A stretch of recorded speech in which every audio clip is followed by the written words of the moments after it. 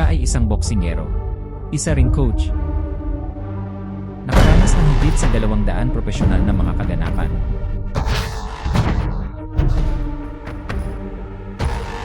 Mangibabaw sa T5 at maging isang matagumpay na general sa arena.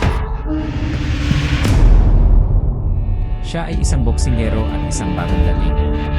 Siya ay introvert ngunit may malakas na puso. Sasanay sa boxing sa loob ng 7 taon. Tinanggap ang binyag ng 18 profesional na kaganapan. Maramihang mga titulo ng kampeonato. Ginagawa siyang isang sumisikat na bituin sa boxing. Today boxing champion kasama. Ginawa rin siyang boxing champion nemesis. Ang unang taong maimbitahan ay mga manlalaro mula sa asul na bahagi. Fei Mengkong.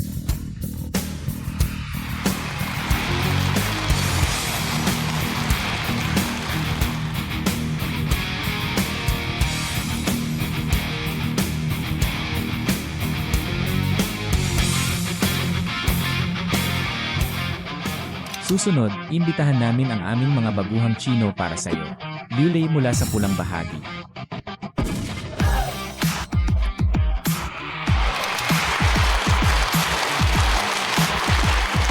Okay, ngayon ipapakilala kita.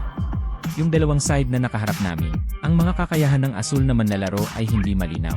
26 taong gulang mula sa Thailand, taas 180 cm, record ng karera, 185 labanan, 150 panalo, kalaban 43 beses. Halika at tingnan ang aming bagong talento sa pulang bahagi. Liu Lei mula sa China, 20 taong gulang, ang taas ay 180 cm din. Record ng karera, 18 laban, 13 panalo, kalaban 3 beses. Maging referee para sa larong ito para saan? Andy pa rin mula sa New Zealand. Hello mga kaibigan, maligayang pagdating sa Emmy Legend. Ito ay isang 70 kilo na kompetisyon. Ang manlalaro sa pulang bahagi ay si Liu Lei mula sa China. Ang nasa blue side ay si Fa Mengkong. Napakalakas ng leg sweep ni Fa Mengkong.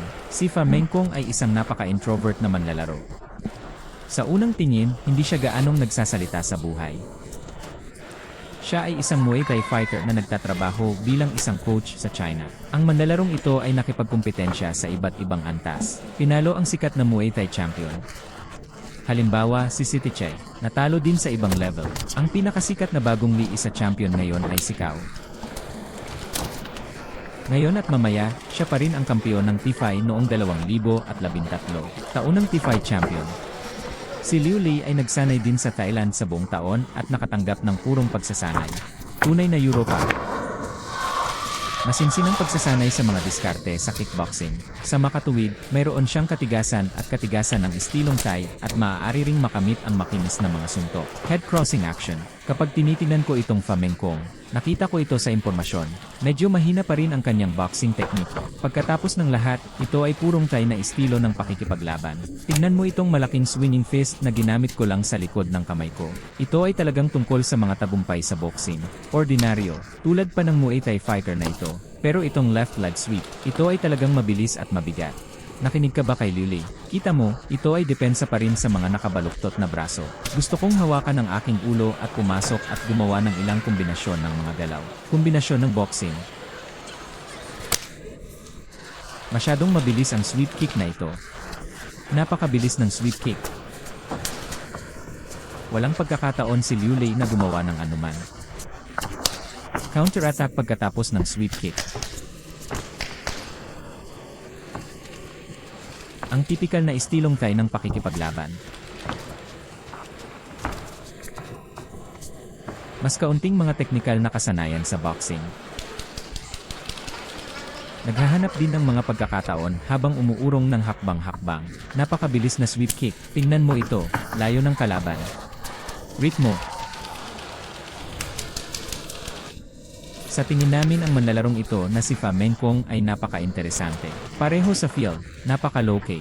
Nakita ko lang sa Boxer's Lounge. Maraming mga manlalaro ang naghahanda. Nasa sulok siya. Nakaupo sa isang kahon ng mineral water.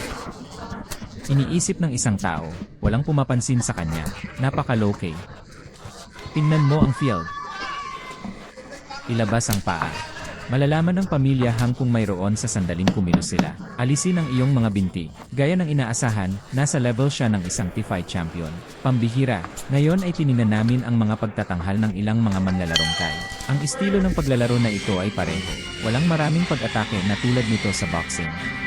Hindi banggitin ang makinis na kombinasyon ng mga suntok. Lahat sila ay naghahanap ng mga pagkakataon habang umaatras.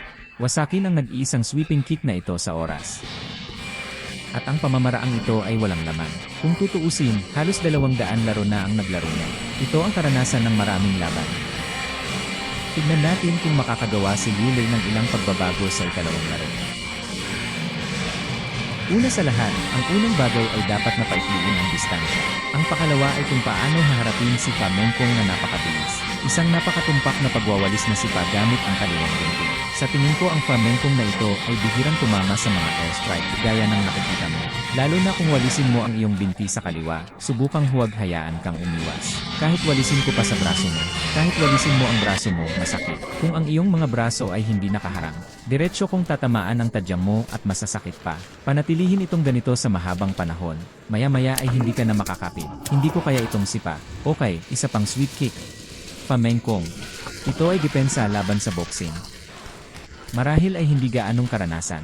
Kasi dati, kapag may all-Thai competition sa Thailand, kakaunti lang ang mga Muay Thai fighters na patuloy na umaatake ng ganito. Magwalis at sumipa ulit. Namumula na ang kanang braso ni Liu Lei.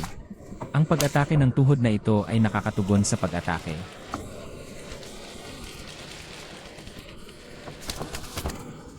Tignan mo siya kapag ipinagtatanggol niya ang kanyang kakayahan sa boxing. Hindi siya katulad ng naunang dalawa, sa pamamagitan ng pagkakasandal at paghawak sa harap na kamay, para makaiwas sa unang dalawang suntok ng kalaban. Pagkatapos ay hindi ako dumaan sa ganitong uri ng malapit at panloob na yakap. Ibaba ang iyong ulo, ibaon ang iyong sarili dito, at yakapin ang iyong kalaban upang malutas ito. Minsan itong si Fa Mengkong ay lumaban ng suntok. Ang bawat suntok na ito ay ginawa ng buong lakas ko. Pindutin ang buong tao. Gusto ko sanang ng isang suntok ang kalaban ko. Tignan mo, ang dalawang taong ito ay mayroon pa ring ilang mga pakinabang. Pareho pa rin, lalo na itong si Liu Lei. Nakikita mo, mayroon pa ring ilang mga Muay Thai na manlalaro na may ganitong pakiramdam. Ngunit kahit na nasa loob ang mga kamay ni Fa Mengkong, nasa loob ang kamay ko sa harap. Magpatuloy sa pag-atake gaya ng dati. Sweeping kick na naman. Sweep kick ang naririnig namin. Sa eksena, may narinig akong tunog na parang tinamaan ako ng diretsyo. Sobrang nakakatakot.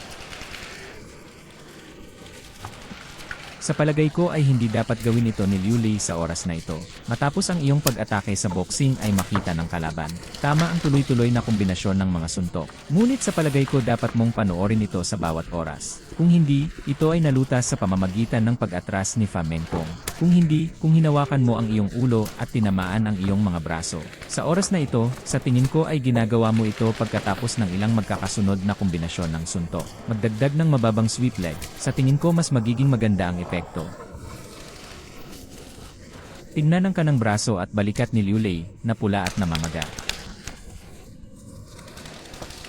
Napakalakas talaga ng left sweep kick na ito. Tingnan mo kami.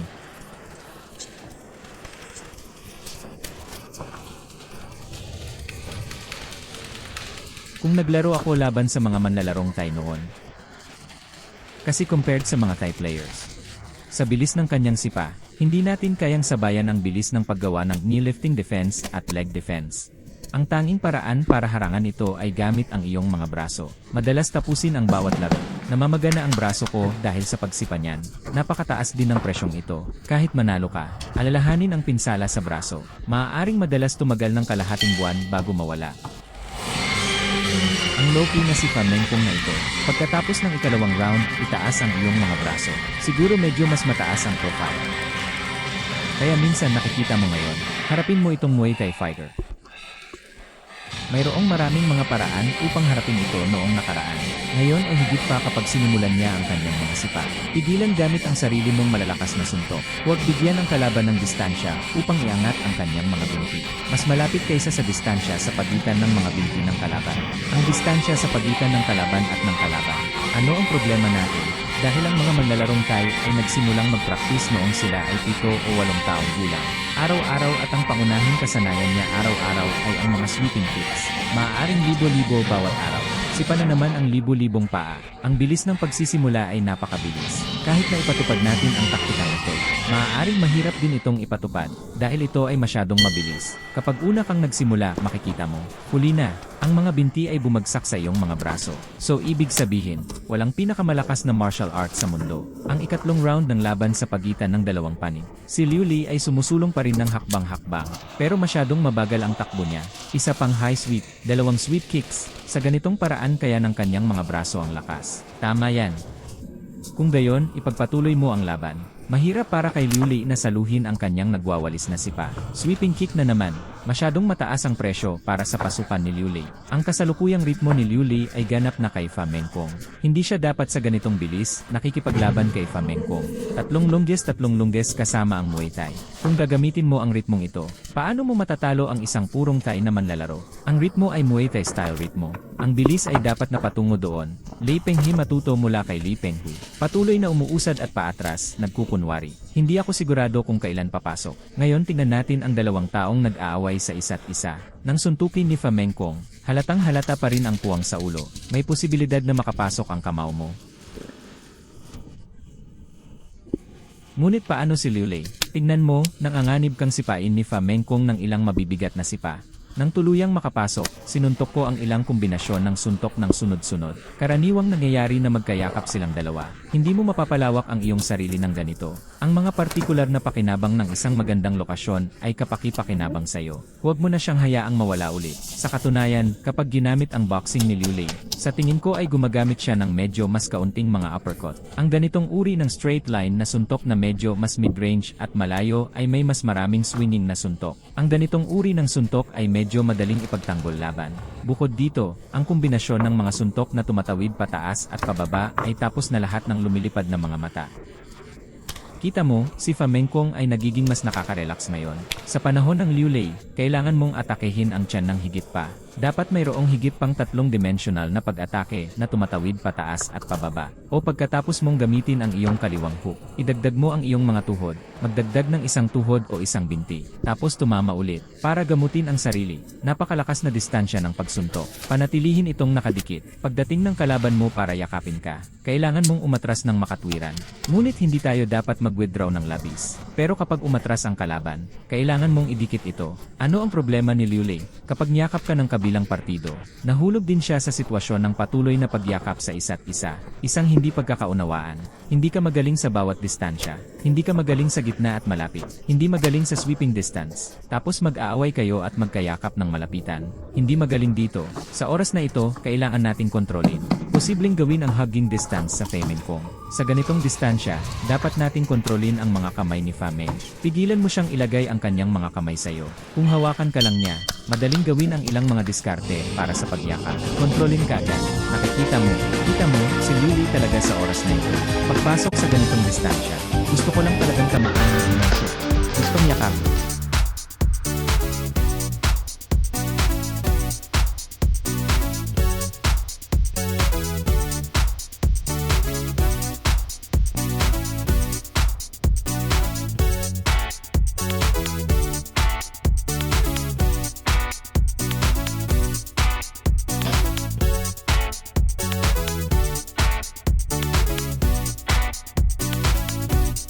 Okay lahat. Susunod na i-mention namin ang Huling hatol.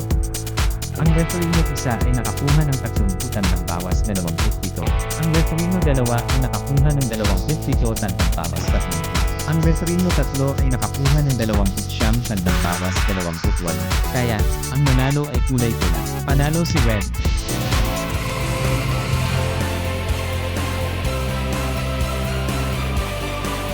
Congratulations sa ating Chinese rookie na si Liu Li.